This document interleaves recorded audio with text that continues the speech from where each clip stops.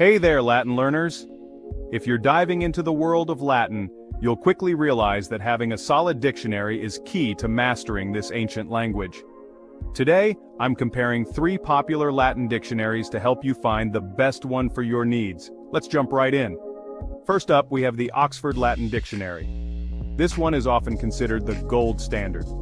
It's comprehensive, covering words from the earliest Latin texts up to 200 AD. The definitions are detailed, often including multiple meanings and historical context. A downside, though, is its size.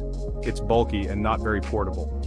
Plus, it's quite expensive, making it more suitable for serious scholars or those needing in-depth research. Next, we have Whitaker's Words.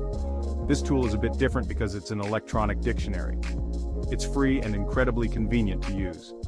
You just type in a word, and it gives you the definition, forms, and grammatical information. However, it's not as thorough as the Oxford, and occasionally it can miss out on some nuanced meanings. But for quick lookups and beginners, it's a fantastic resource. Finally, let's talk about Collins' Latin Dictionary and Grammar. This one strikes a balance between accessibility and depth. It's more compact than the Oxford, making it easier to carry around.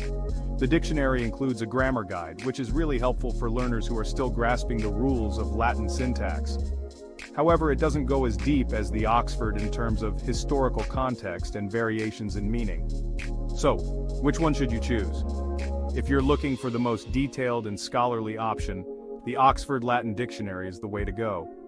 If you need something quick, easy, and free, Whitaker's Words is your best bet.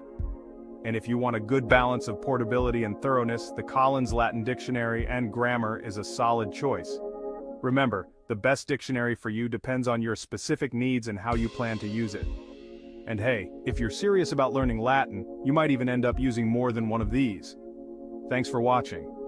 If you found this review helpful, hit that like button and subscribe for more language learning tips.